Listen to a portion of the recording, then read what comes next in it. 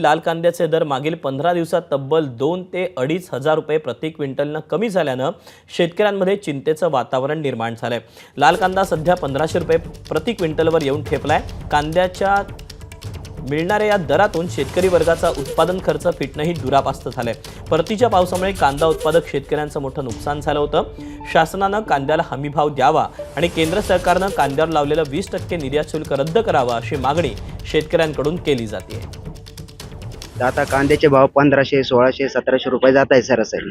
माझं तर सरकारला एवढंच सांगणं आहे की तुम्ही निर्यात वाढवा, जेणेकरून शेतकऱ्याचा फायदा होईल। कारण की शेतीमध्ये जर पाहायला गेलं तर एवढं कष्ट करून सगळ्या गोष्टी करून शेती पुरडेबल नाही।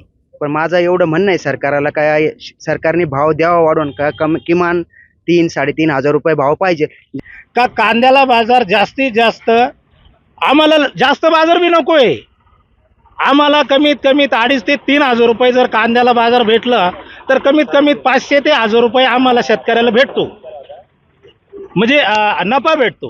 पण आज रोजी जर कधी 1500 ते 2000 रुपये कांदा जर विकत असेल, हायस्ट कांदा 2000 रुपये विकतो आणि कमीत कमी 700 ते 1200 रुपये आज कांदा विकू राहिला, तर शेतकऱ्याला आत्महत्याशिवाय पर्याय नाही। एबीपी माझा, उघडा डोळे बघा नीट।